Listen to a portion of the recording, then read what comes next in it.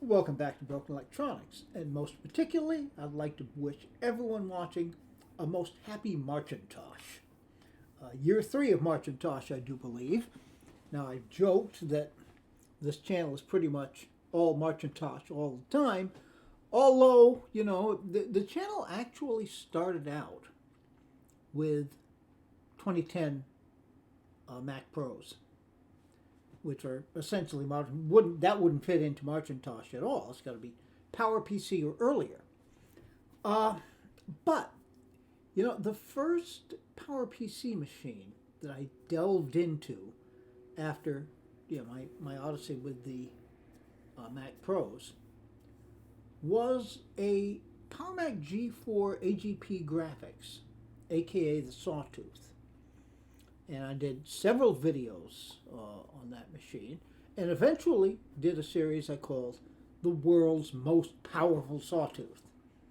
Now, whether it is or not, I don't really know, but it's got to be right up there. I upgraded the processor, the RAM, the PCI cards. There's the storage. There's SSDs with a PCI SATA card in there. What else? Optical drive. I put a DVD drive in. Pretty much if you could upgrade it, I've upgraded it. But, I've got more than one working sawtooth. I won't even count the couple of gigabit Ethernets I've got, and I won't count the one parts machine sawtooth. I do count, however, these three. And the purpose of this little series of videos we're going to be running through Marcintosh here is to see what really would be the world's most powerful sawtooth, or at least Lee's most powerful sawtooth. Machine over there, I bought that under the impression that it was a Power Mac G4 PCI graphics, aka Yikes, which I've been looking for a long time. If you go back a bit in the channel, you'll find I finally did find a real Yikes. But as soon as I looked at it, I realized, of course, it was a sawtooth, which was disappointing. I had a couple of other sawtooths at that point. I really didn't need another one. But when I did open it up, I noticed it's got a processor upgrade. And in fact, the processor that's in there is a 1.2 gigahertz G4.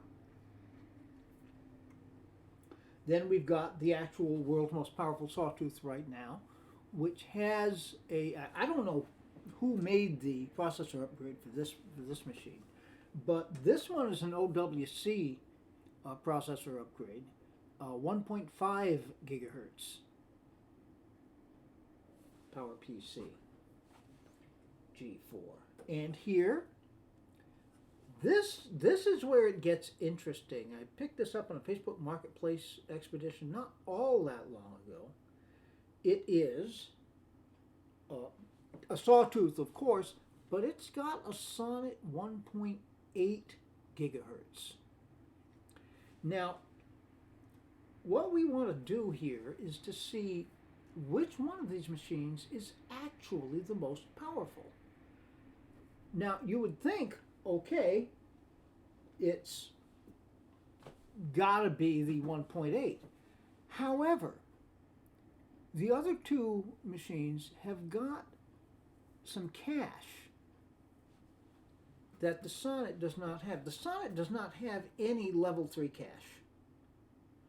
L3 cache on these two machines is, I believe, 2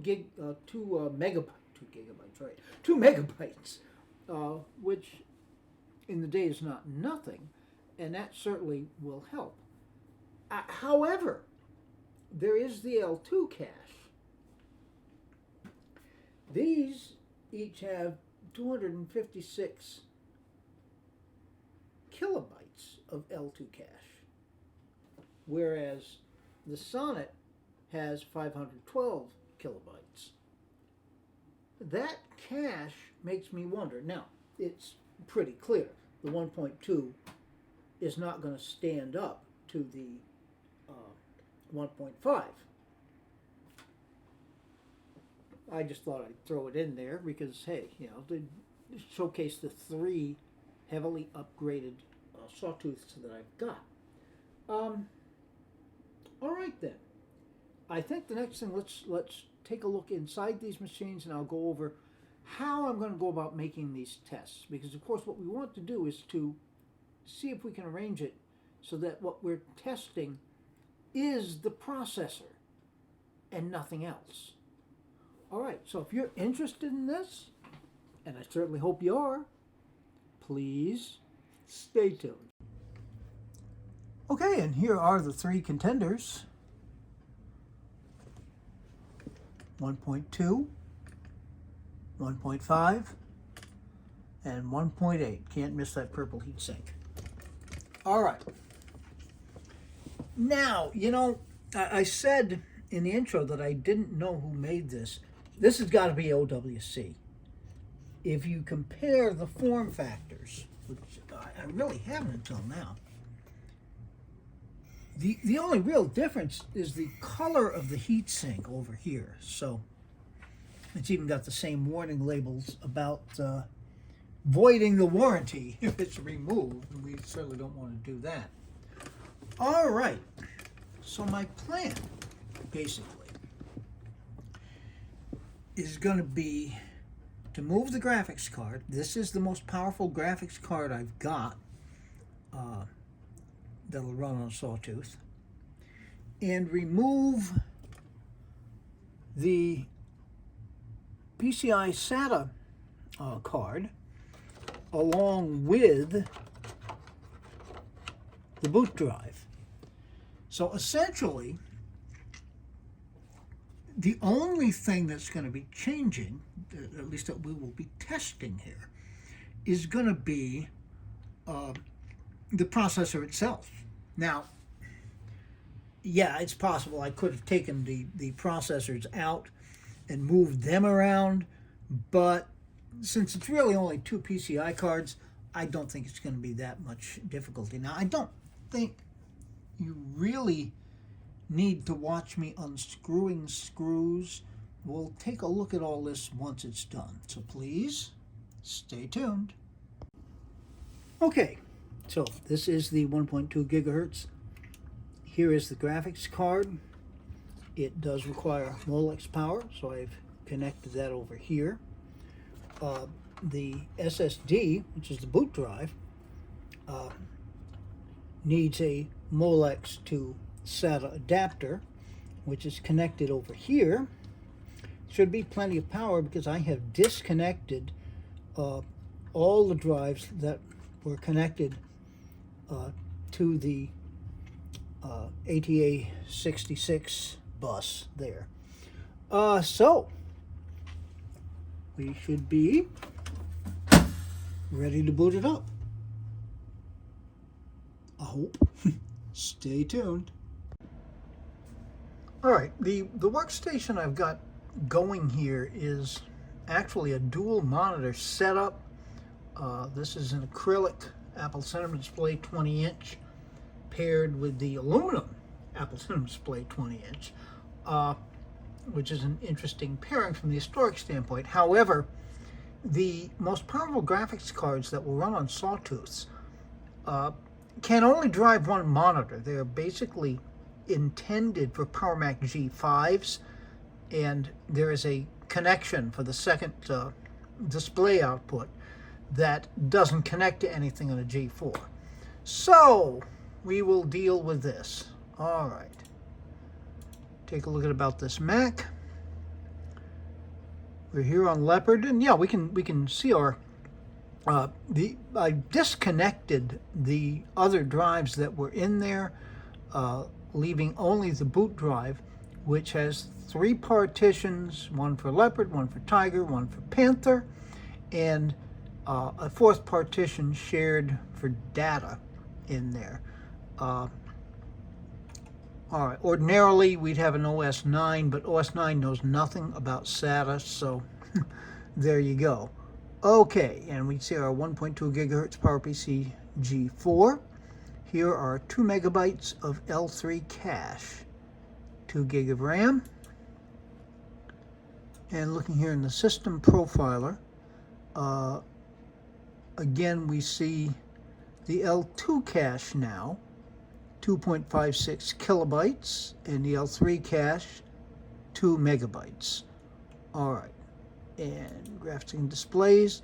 This is the ATI Radeon 9600 Pro, which has 256 megabytes of video RAM. I believe this is the most powerful graphics card you can get running on one of these machines.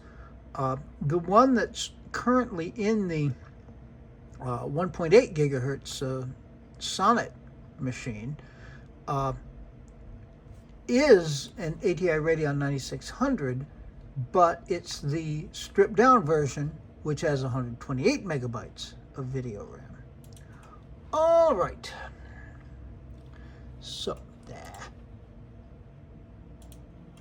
Okay, let's go to applications, and we shall start with, I've got Cinebench there, but let's start with Geekbench because I usually start with Geekbench. And yes, it's in tryout mode. I know that. I wonder if you can still buy a license for this version. Might be interesting. All right, so we shall run the benchmarks. This won't take too terribly long, but we'll be back with the results. Stay tuned. Okay, and the result is in. The overall score, 539, with the integer performance at 654, floating point, 699, memory performance, 253, and memory bandwidth, 153. Okay, so that would be that. I have made a note of all of these. Now, what'll we do next? You know what? I'm going to run OpenMark. Now, this is mostly for my benefit. I am willing to bet that the score is going to be exactly the same on all three machines, since we're going to be using the exact same graphics card. And it's interesting watching OpenMark work. What happens, it generates spheres, and it'll keep generating spheres. You see the frames per second down in the lower left-hand corner.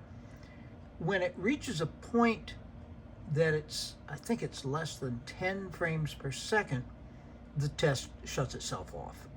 All right, stay tuned. All right, our result is in. OpenMark gives us a score of 9331. Now, as we've seen in the past, OpenMark is probably the most consistent benchmark I've ever seen. I could run this 15 times and it would come up 9331 15 times in a row. I wonder if using the same graphics card but putting it on gradually faster processors is going to make a difference. Okay, let's backtrack a bit here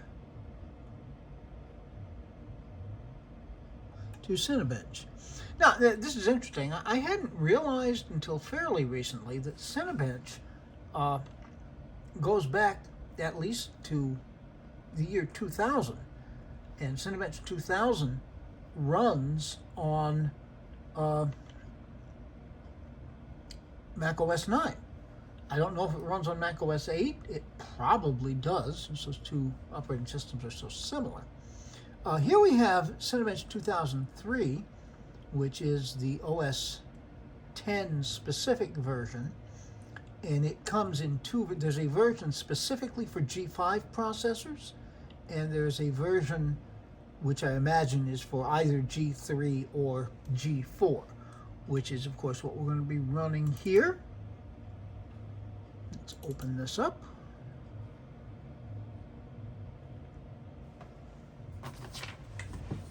remember how to operate this here.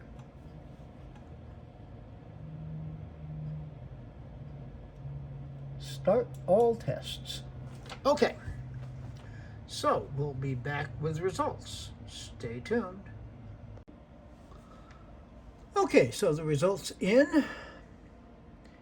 We have the CPU benchmark, which is rendering for one CPU, 107 CV CPU, of course. Obviously, it doesn't do the multiprocessor because this is a single processor, single core. The graphics benchmark, C40 shading, 124. OpenGL software lighting, 336. And the OpenGL hardware lighting, 630. With the OpenGL speed up of 5.10 times. Okay, so that would be that. We will, of course, be comparing that. But for the moment, we can quit Cinebench. And we have one more benchmark to run, and that's our old friend Xbench.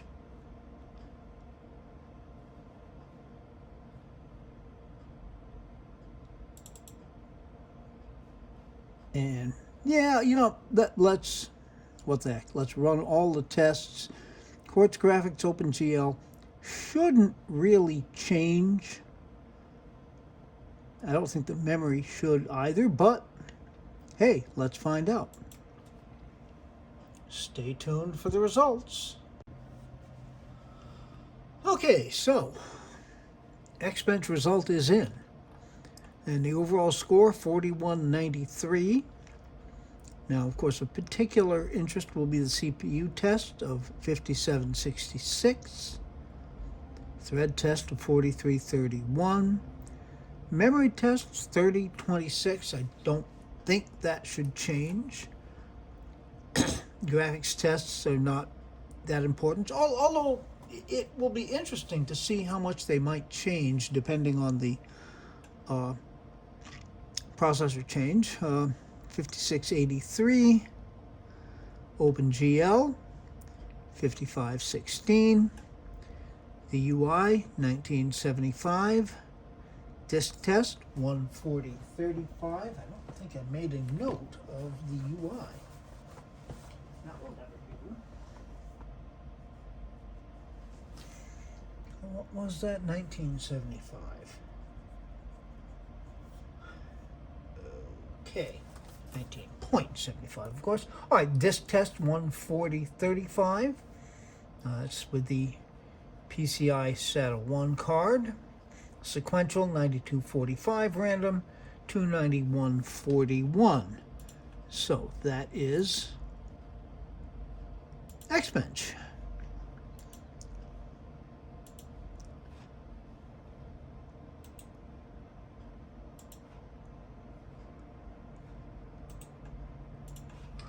Okay, and now a couple of real-world tests that I usually do.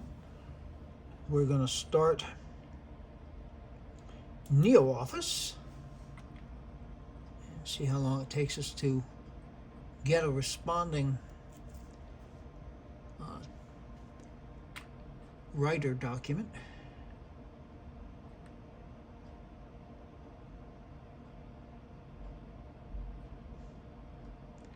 As I keep pointing out, Neo takes a long time. All right, we got a cursor? Yes, we do. Now, I'm typing away gibberish. Okay.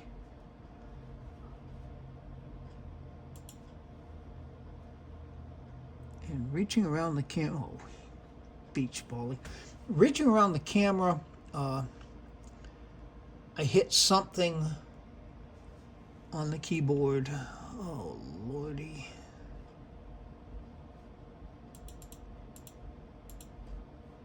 And Neo just crashed. we'll ignore it. Let's launch that again, and I'll see if I can be a little more careful.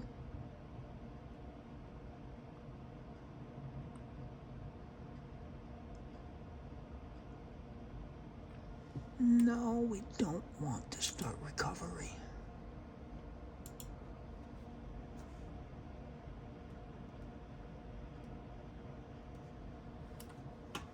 Okay.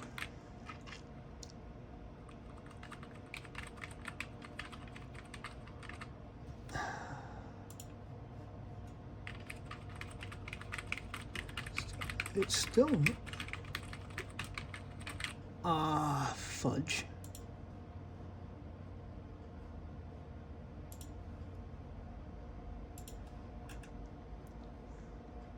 I'm not doing very well here.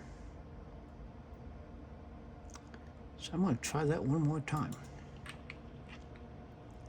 I think I know what the problem is.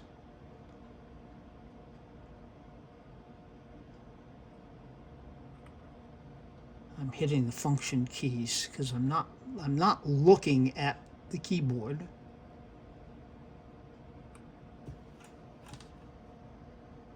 Go away. Go away. Okay.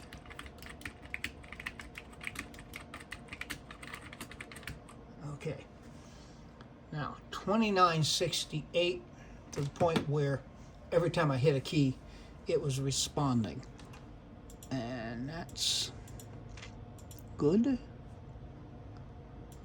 Discard that. Sorry that it took me so long to get that done. All right, and then finally, I need to make a note of that. 29.68. And we shall now open the current default web browser, Interweb PPC. As of this recording, this is the most recent version, the successor to 10.4 Fox. All right, and what we're going to do here, we're opening up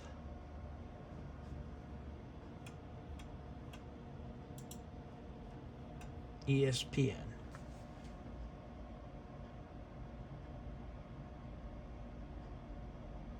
Now, this is going to take a while, so I'm going to spare you. Stay tuned. Okay. I'm going to call it here that the site loaded to the point of being semi-usable.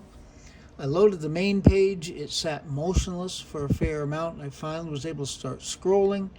Scrolled down to the rather buried NHL page, clicked on that link, waited forever for that to open up, and it's still not awfully responsive. It beach balls a lot, but it does work. Now, ESPN is frustrating, but as a test, it works pretty well, just because there is so much garbage that loads in the background. Now, I really should head back to the G5 Quad and roll my own 10.4 Fox for G4s. At some point I'll do that, but anyhow. So the next step in all of this is going to be to open up the machines again, put the graphics card and the drive and the SATA card all back into the 1.5 gigahertz and run these tests again.